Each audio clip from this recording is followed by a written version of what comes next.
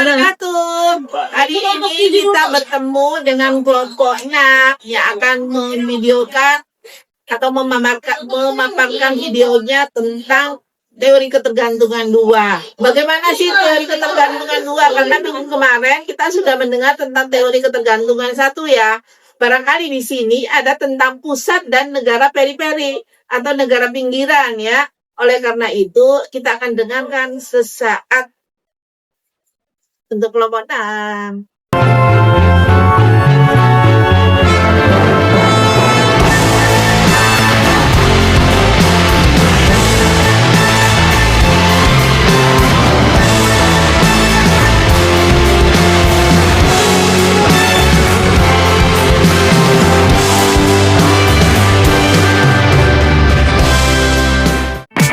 Pulang kuliah langsung ke rumah. Hai, aku Najma. Kelas ibu tak bisa, Pak. Kenalin, aku Syifa. Tidak sombong tampang rupawan. Kenalin, aku Ferdian. Pakai bedak sepadan badan. Halo, Pujidan. Kita dari kelompok 6. Kali ini kita akan membahas tentang teori ketergantungan dua. Halo guys, jadi dari clue-clue ini kira-kira ada yang tahu nggak sih kita mau bahas apa? Nggak tahu. Emang apa tuh?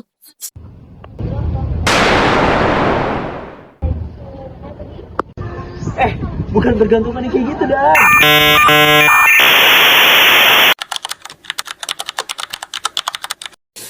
Pernah nggak sih kamu mikir kenapa negara-negara maju makin kaya sementara negara berkembang kayak Indonesia kayak susah banget buat majunya? Nah, ternyata ada teori yang ngejelasin ini, namanya teori ketergantungan. Dan tokohnya adalah dua orang penting, yaitu Andre Gunder Frank dan juga Teotonio dos Santos. Tapi meskipun satu aliran, ternyata mereka berdua berbeda pandangan loh. Yang pertama, mari kita bahas dari sudut pandang Andre Gunder Frank.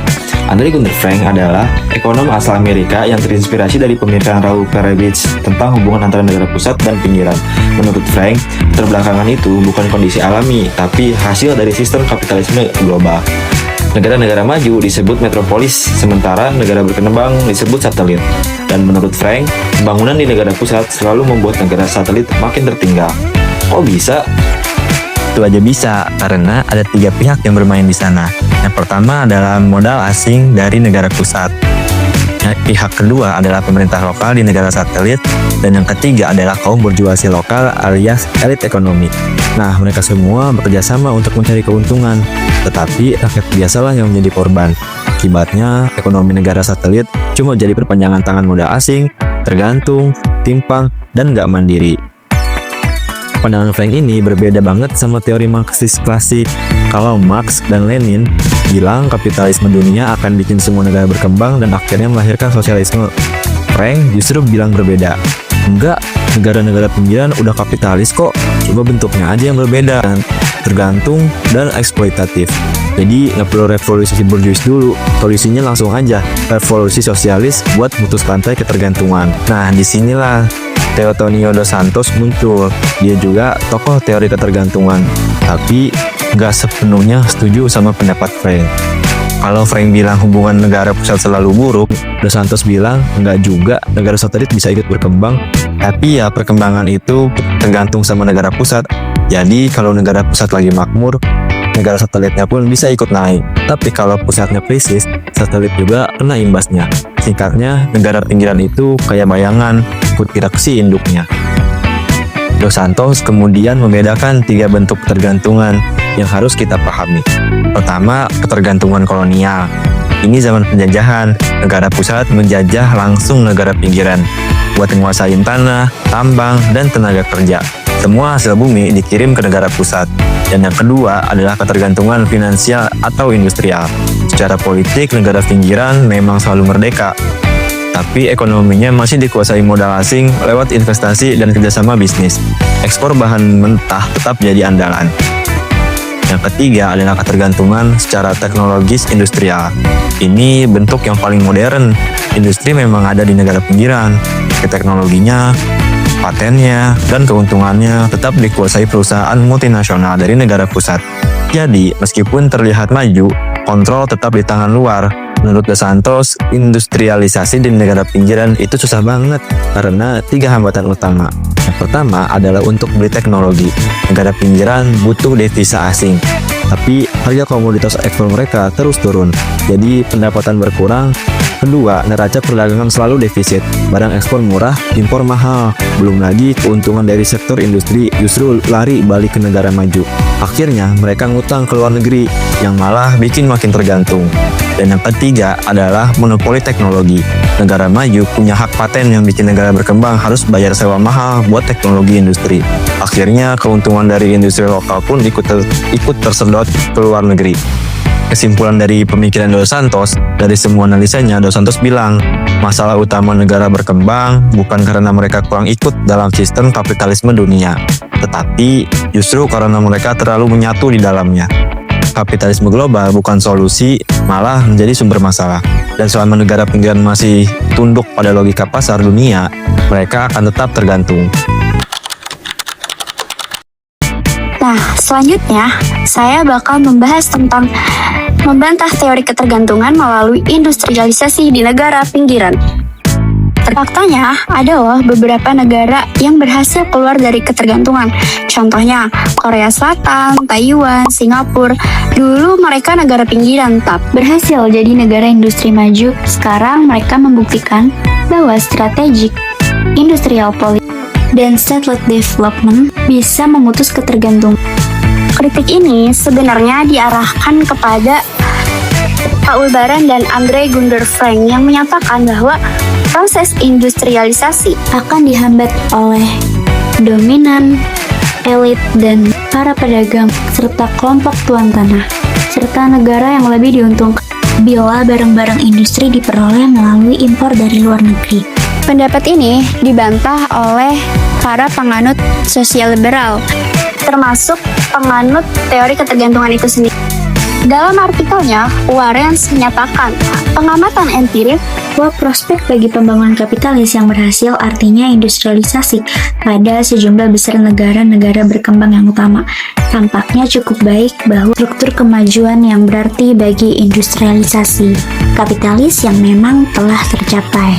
Dengan adanya kritik Warren, muncullah pertanyaan, bagaimana teori ketergantungan ini menjelaskan adanya gejala ini? Bahwa periode setelah Perang Dunia Kedua ditandai dengan perkembangan yang berhasil dari kapitalisme di dunia ketiga, terutama dalam industrialisasinya. Ferguson menjelaskan gejala ini disebabkan oleh berubahnya bentuk ketergantungan. Ketergantungan yang klasik didasarkan pada eksploitasi bahan mentah. Seorang ahli yaitu Peter Evans menyatakan bahwa awalnya modal asing yang masuk ke negara-negara pinggiran hanya bertujuan menguras bahan mentah dan menjual barang industri mereka. Industrinya sendiri dibangun di negara-negara pusat.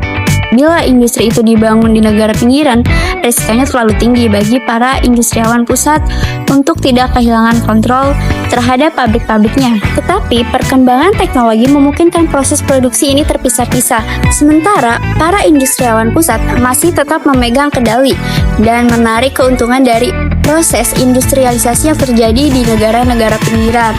Apalagi semakin menguatnya rasa nasionalisme, negara-negara pinggiran yang juga ingin melakukan industrialisasi ikut membantu proses industrialisasi seperti barang konsumsi di negara-negara pinggiran. Dalam konteks ini, semacam negara-negara pusat dapat ikut memberi andil pada proses industrialisasi ini tanpa memberikan kendali industri. Nah, ini menjadi alternatif terbaik bagi para pengusaha di negara-negara pusat. Karena itu, terjadilah apa yang disebut oleh Evans sebagai proses dependent development atau pembangunan dalam ketergantungan.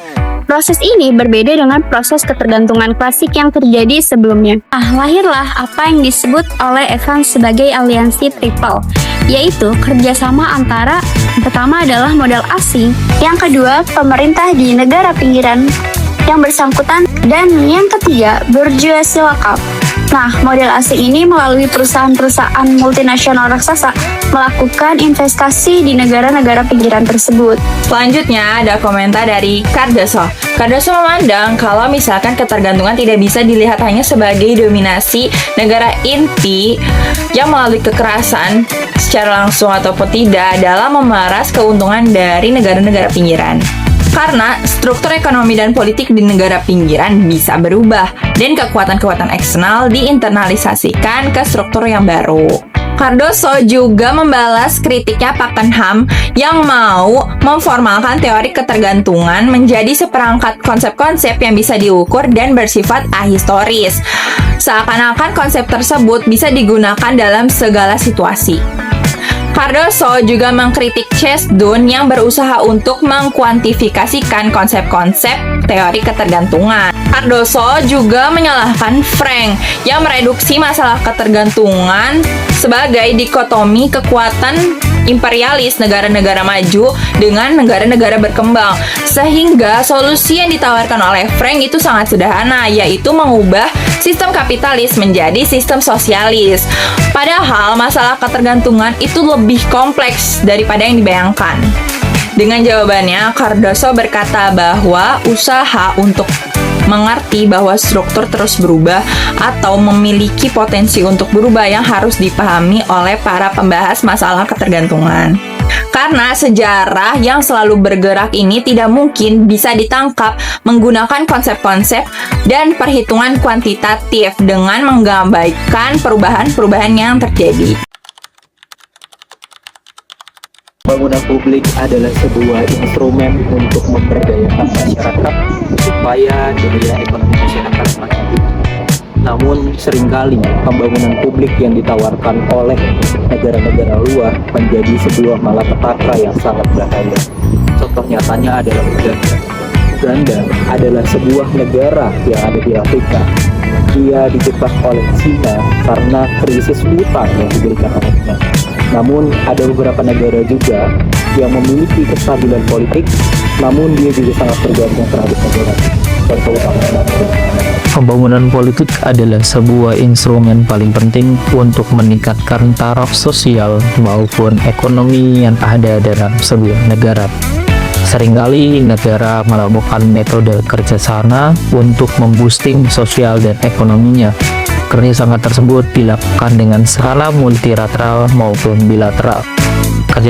Kerjasama tersebut adalah sebuah implementasi dari simbiosis mutualisme, yang artinya harus memberikan impact positif dan daya positif bagi kemajuan sosial maupun ekonomi. Dalam sebuah teori yang dikemukakan oleh ahli yang berisi adalah terkait dengan teori corong besar, ia mengemukakan bahwa ketika negara mendapatkan hal yang sangat besar dan bantuan yang sangat besar dari negara lain, haruslah memberikan impact positif bagi warganya, semacam memberikan lapangan pekerjaan besar maupun peningkatan dalam taraf sosial maupun politiknya. Namun, ada beberapa negara yang terjebak dalam hal tersebut. Bisa kita lihat, kasusnya adalah Uganda. Uganda seringkali diberikan investasi yang sangat menggiurkan oleh negara Cina. Namun, karena ada jebakan bunga yang sangat besar, Uganda tidak bisa membayar investasi tersebut dengan hasil yang memadai. Akhirnya, seringkali Cina melakukan eksploitasi yang sangat mendalam, dan bahkan ada beberapa aset strategis yang saat ini sudah mulai dikuasai oleh Cina. Bahkan dalam skala pengaruh politiknya, ketika Cina membuat proposal yang memberikan sebuah wacana untuk kemajuan bangsa-bangsa, maka Uganda pastinya akan memberikan say yes tanpa disuruh oleh Cina. Salah satu contohnya adalah Belt and Road Initiative, yaitu kebijakan perdagangan satu arah yang pusatnya adalah Cina.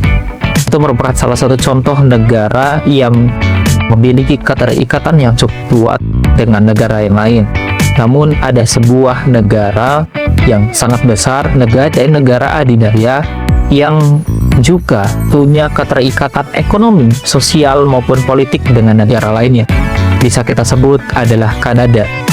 hampir 70% komoditas ekspor Kanada itu akan diberikan kepada Amerika Serikat, begitupun sebaliknya. Nah, hal tersebutlah yang dapat mempengaruhi sosial, politik, maupun keamanan Kanada yang sangat bergantung terhadap Amerika Serikat. Contoh nyatanya adalah ketika Kanada bergabung dengan salah satu aliansi keamanan internasional atau bisa disebut sebagai NATO. Kanada yang bergabung dengan NATO itu atas arahan dari Amerika Serikat. Ketika Amerika Serikat bilang A, maka Kanada harus bilang A. Nah, oleh karena itu, sebuah negara memang mempunyai sebuah keterikatan keharusan negara lain. Namun, tidak boleh melupakan bahwa negara tersebut haruslah berdiri di kaki sendiri. Kita boleh meminta bantuan dari negara lain. Namun, negara lain tidak boleh menginjak-injak harga diri kita. Nah, pengaruh teori ketergantungan terhadap pembangunan politik di sebuah negara itu sangat berdampak langsung dan signifikan karena teori ketergantungan itu menyoroti di mana negara-negara inti itu dominan dalam sistem ekonomi global yang mengeksploitasi negara-negara pinggiran sehingga menyebabkan ketergantungan struktural. Nah, posisi ini itu merugikan negara pinggiran karena mereka tidak bisa otonom dan secara bebas dalam mengambil keputusan politik. Nah, ketergantungan ekonomi tersebut menghasilkan keterbatasan kapasitas sistem politik pada negara-negara berkembang, sehingga pembangunan politik mereka seringkali terhambat karena adanya dominasi dari luar. Namun, Evan berkata lain. Dia menyatakan bahwa pembangunan pada negara pinggiran itu masih bisa terjadi, namun pembangunan itu di bawah bayang-bayang negara pusat. Nah, di mana jika sesuatu buruk terjadi di negara pusat, dampak buruknya itu akan berasa juga di negara pinggiran. Namun sebaliknya, jika ada sesuatu buruk atau dampak negatif yang terjadi di negara pinggiran, hal tersebut belum tentu dirasakan oleh negara pusat. Hal ini itu juga bisa disebut dengan dependent development atau pembangunan yang ketergantungan, di mana dampak-dampak negatif yang terjadi di negara pusat itu akan memengaruhi kebijakan yang ada di negara pinggiran. Makanya pola ketergantungan ekonomi ini bisa berubah menjadi pola ketergantungan politik. Secara keseluruhan, teori ketergantungan itu memandang bahwa pembangunan politik itu sangat dipengaruhi oleh posisi ekonomi negara dalam sistem kapitalisme global, di mana negara-negara pinggiran itu mengalami kesulitan dalam mencapai pembangunan politiknya mandiri dan berkelanjutan karena adanya ketergantungan struktural pada negara-negara inti. Ketergantungan tidak bisa langsung lepas dari negara inti, karena kerjasama dengan negara asing juga diperlukan untuk diplomasi antar negara. Kemandirian dalam pembangunan politik dapat dilakukan jika pasar dalam negeri dapat atensi besar. Jiwa nasionalis warga negara perlu ditingkatkan untuk lebih mengutamakan produk dalam negeri. Negara sebagai wadah produksi barang pasar juga harus bisa membuat kebijakan yang mempermudah usaha lokal, sehingga pembangunan politik dan ekonomi dapat berjalan dengan lancar dan mandiri. Oh, jadi gitu teori ketergantungan 2. Nah, sekarang udah paham kan? Habis nonton jangan lupa untuk like, comment, subscribe, dan jangan lupa untuk nyalain loncengnya. Thank you. Dah.